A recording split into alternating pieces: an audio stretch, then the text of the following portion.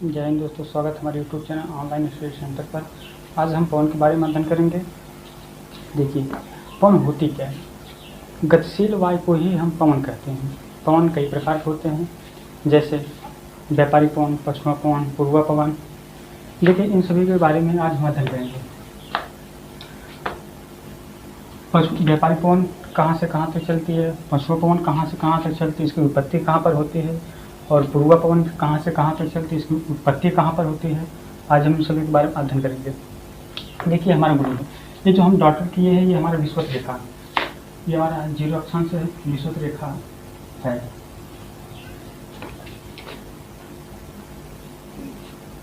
देखिए, 10 अक्षांश उत्तर और 10 अक्षांश दक्षिण, ये हमारा विषुवत रेखी निम्न वायुदाब।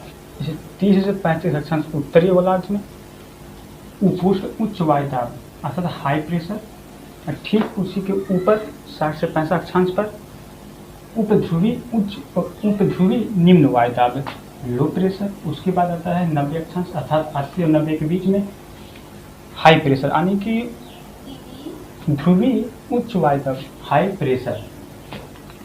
ठीक यही प्रोसेस नीचे अर्थात दक्षिण गोलार्ध में, विषुवत रेखा के दक्षिण 30 से 35 अक्षांश पर उपोष्ण उच्च वायुदाब हाई प्रेशर, और 60 से 65 अक्षांश पर लो प्रेशर उपध्रुवी निम्न वायुदाब।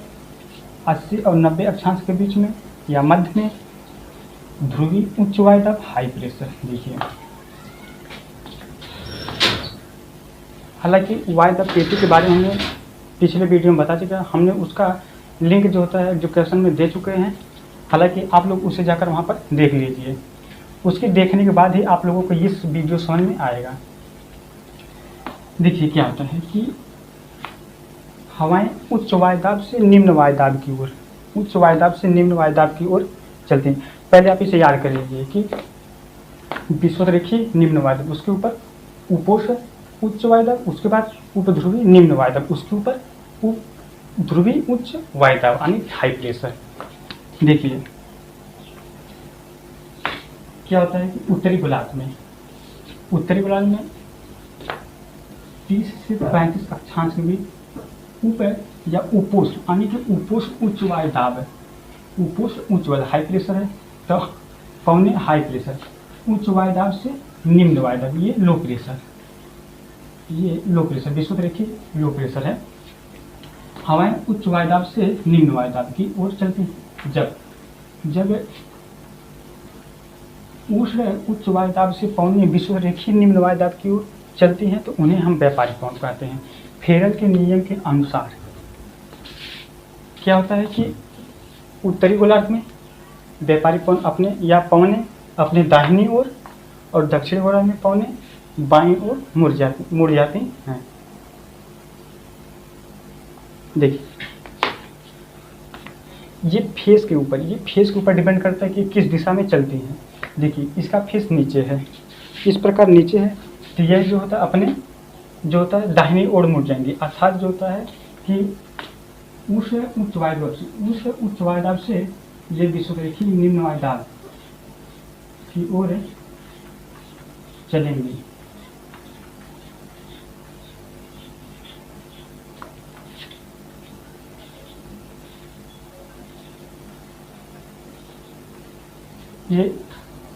ये उत्तरी गोलार्ध में हो गया, और दक्षिणी गोलार्ध में ये अपने बाईं ओर, इसका फेस ऊपर, देखिए इसका फेस है ऊपर है, तो ये अपने बाईं ओर हो जाएंगे। तो दक्षिण गोलार्ध में ये कौन है, जो होती है अपने बाईं ओर।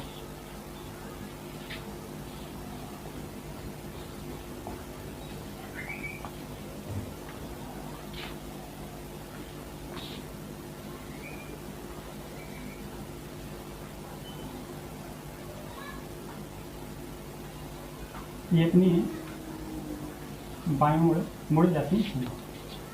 देखिए,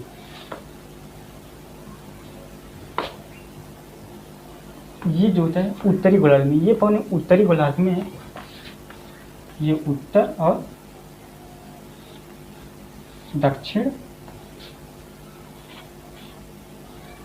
पूर्व और पश्चिम, देखिए, व्यापारिक पवन उत्तरी ध्रुव में उत्तर और पूर्व से दक्षिण पश्चिम की ओर चलती हैं।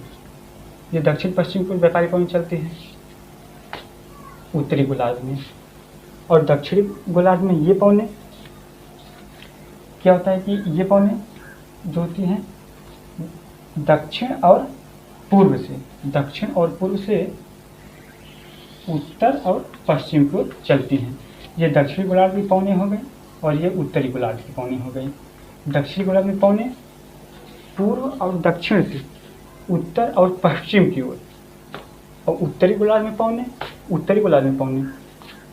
उत्तर और पूर्व से दक्षिण और पश्चिम की ओर चलती हैं। देखिए,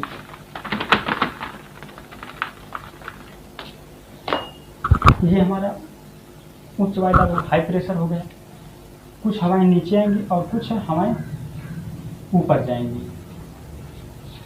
ये जो हवाएं ऊपर जाएंगी उन्हें हम पछुआ पवन, ये तो हमारा व्यापारिक पवन हो गया। व्यापारिक पवन जो होती है ये उपोष्ण उच्च वायुदाब से विषुवरेखीय निम्न दाब की ओर चलती हैं, और जबकि पछुआ पवन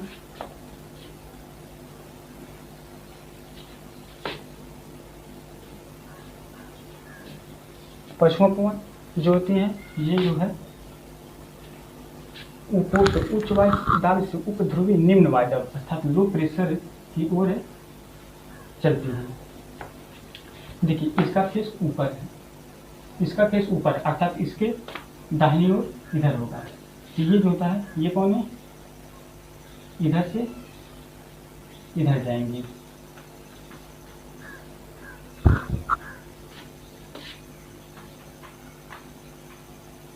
और दक्षिण गोलार्ध में ये पवनें अपने बाईं ओर, इसका फेस नीचे है, इसका बाईं ओर इधर होगा, तो ये अपनी बाईं ओर।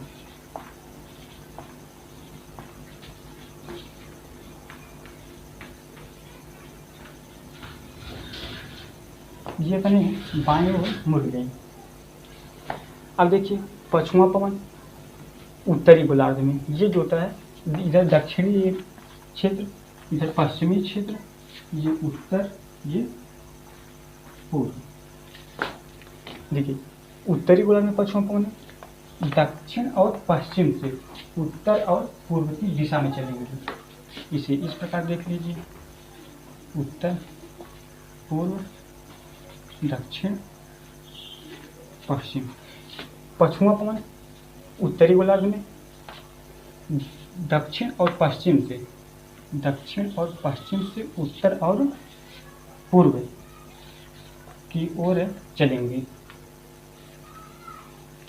जबकि दक्षिण गोलार्ध में पवनें देखिए ये जो उत्तर और पश्चिम से दक्षिण और पूर्व की ओर, उत्तर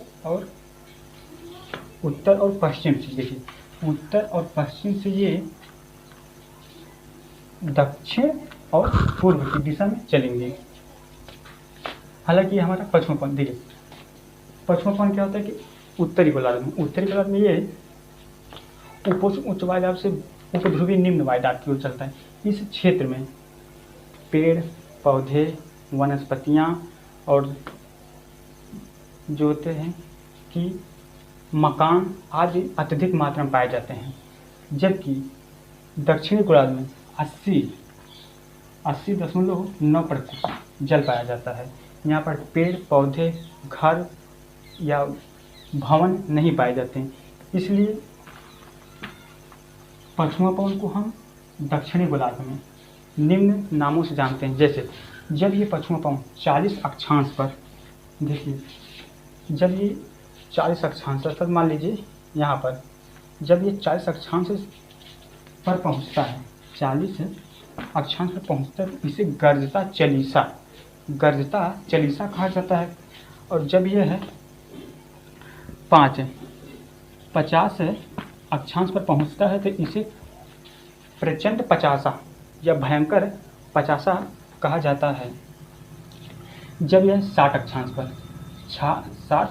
पर पहुँचता है तो इसे चीखता शाखा, चीखता शाखा के नाम से जाना जाता है। ये पश्चिमा पवन, वो भी दक्षिण, ये दक्षिण, उत्तरी गोलार्ध में नहीं, ये दक्षिणी गोलार्ध में इसे इतने नामों से जाना जाता है। जब ये 40 अक्षांश पर पहुंचता है तो इसे गर्जता चालीसा, जब ये 50 अक्षांश पर पहुंचता है तो इसे भयंकर पचासा, और जब ये 60 अक्षांश पर पहुंचता है तो इसे जो होता है चीखता शाखा के नाम से जाना जाता है। हालांकि ये हमारा पश्चिमा पवन हो गया। अब आता है पूर्वा पवन।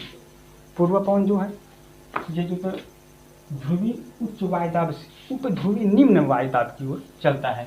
इसका ये दोनों गोलार्धों में, उत्तरी गोलार्ध और दक्षिणी गोलार्ध में, ये हमारा उत्तरी गोलार्ध, ये हमारा दक्षिणी गोलार्ध।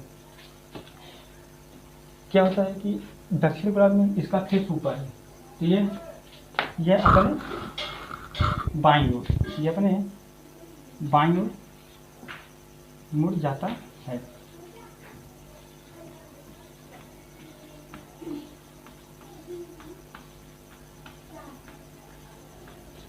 और ये अपने दाहिनी ओर, ये अपने दाहिनी ओर मुड़ जाता है उत्तरी गोलार्ध में।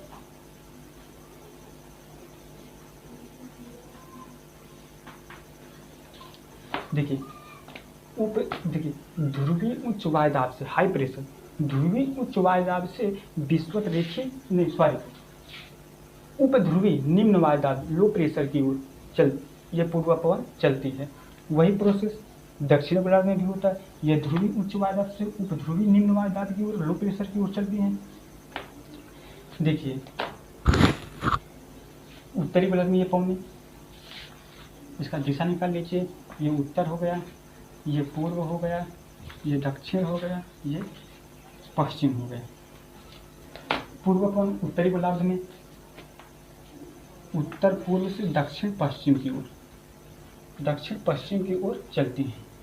जबकि दक्षिणी गोलार्ध में पूर्व पवन दक्षिण और पूर्व से उत्तर और पश्चिम की ओर चलती हैं।